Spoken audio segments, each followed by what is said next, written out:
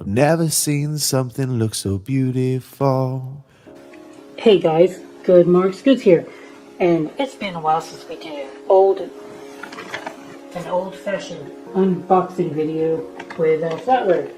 So last year I bought this box late December, and I was just looking at the invoice, and it looks like it came out to be $111 plus shipping. So kind of an expensive box of Flatware. And it's about 110 pounds of it, so I would only pay this much if there was really premium stuff in the box, and premium stuff will make the video a little bit less boring for you guys. Let's take a look.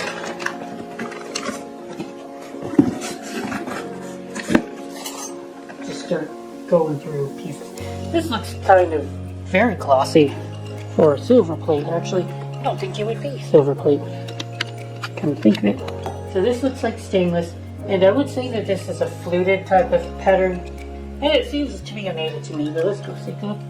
Community Oneida. Okay.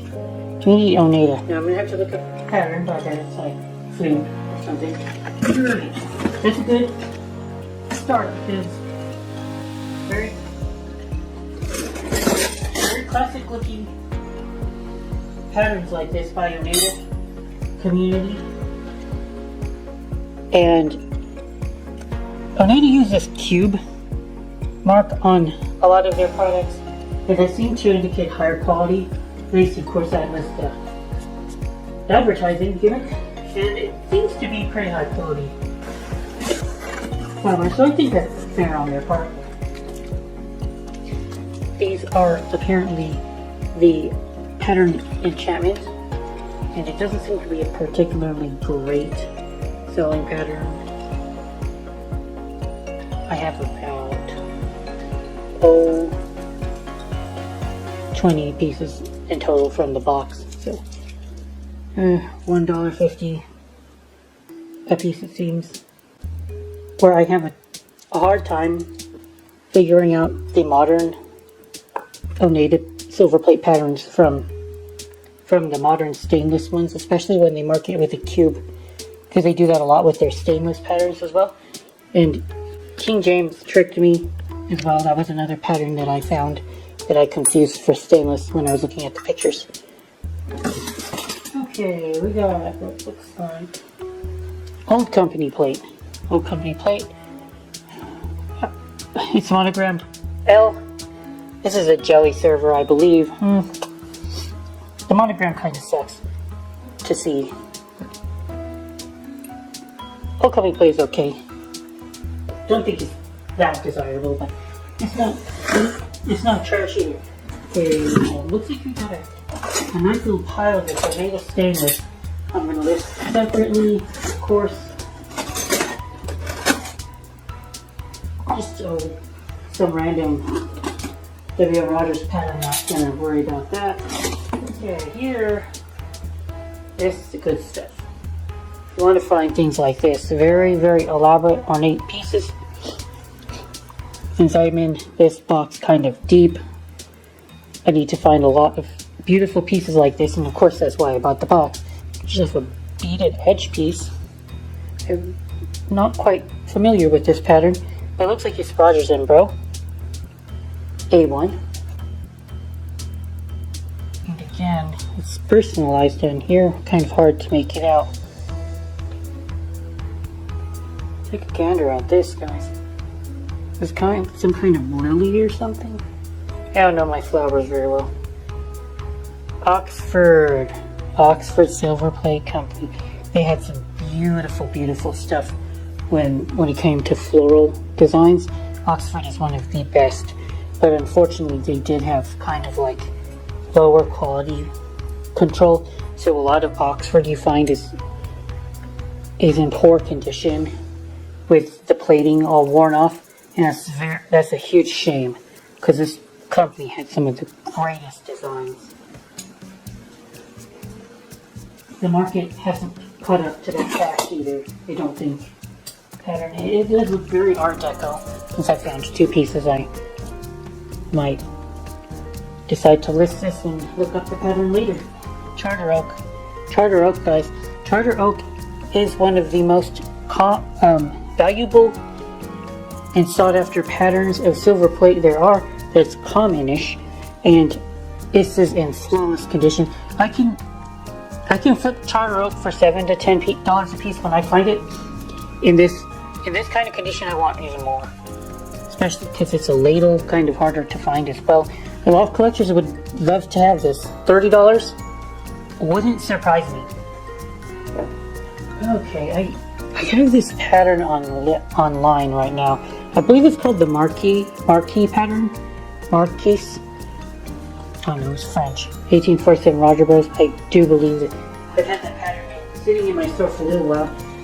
Doesn't seem to be moving at the price point I'm asking for. I might have to revisit the asking price. So it looks like I got 2 pieces. 2 iced teaspoons so far. If we get more than that, we can make a listing. So it doesn't seem to be any sterling, but that's okay because the plate is easily going to be worth what I paid for this box. W.M. Rogers Sun 8A. Very common pattern, guys, but this is not a common piece. Not in this condition. Anyway. I'm really glad I got this box. I wanted. I don't like to overpay for flatware, and I feel like some of the regulars on Shop Goodwill would have bid me up even higher if they known this box was online. But it was at like the end of the year, December 26th, I believe. So everybody else with a life was like having good times with family and sitting there looking at auctions online, looking for Silverplate. That's just how it is with me. Oh my gosh, look at that. So this is kind of common. These kind of little pieces like this, and you end up seeing certain styles if you do this enough. And I see that this is Norwegian or Swedish or that kind of area. I see a lot of stuff like this that's smaller, it's higher quality. There is a marking, very hard to see, but it's there. Tribute there, but I think it says BA, whoever made that is, I don't know. It wouldn't surprise me if that's like Swedish or Norwegian. And this could be sterling. Mermaid Jacquard & Co.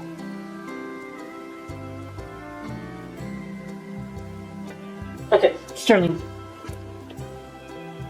First sterling piece. I thought it could be sterling. Mermaid Jacquard & Company. That's a very famous silversmith.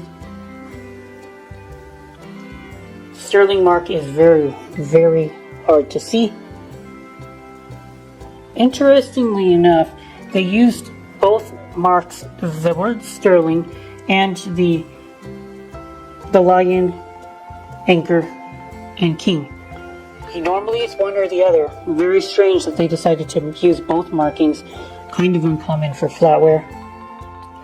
So you guys can see that it's almost like these sterling marks were erased.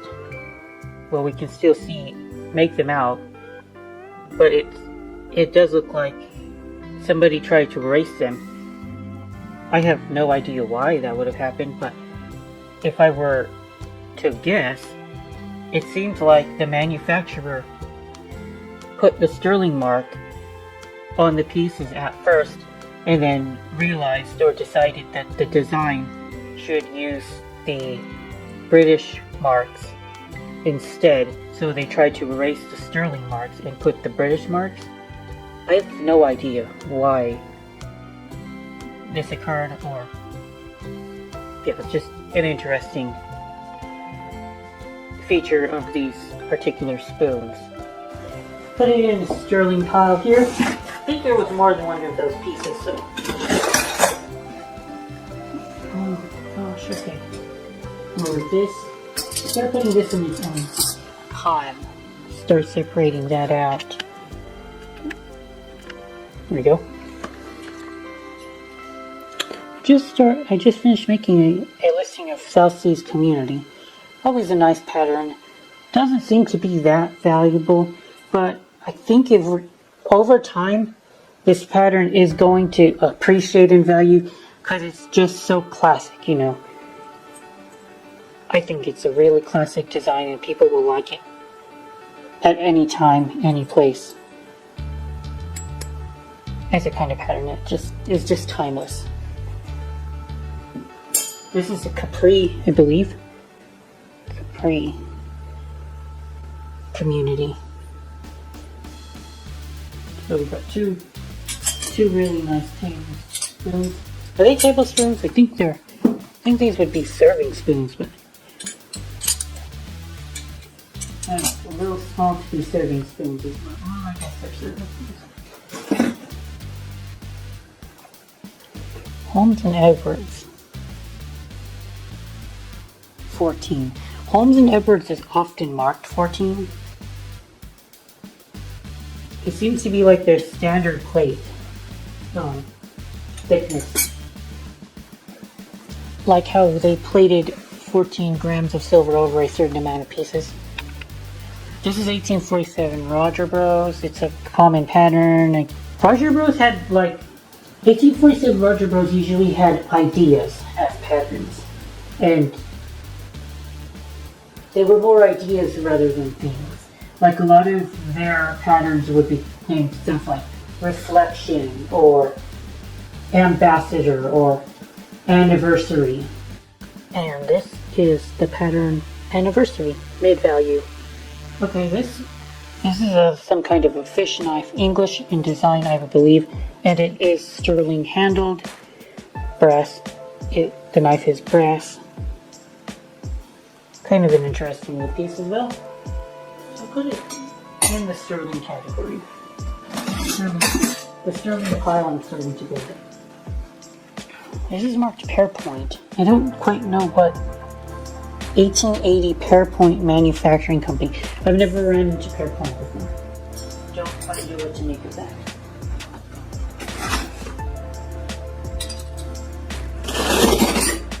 This is Community.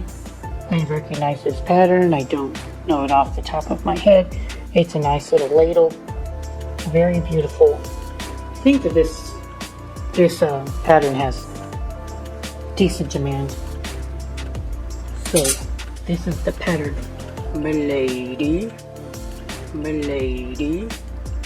It actually hasn't aged very well. The name, that is.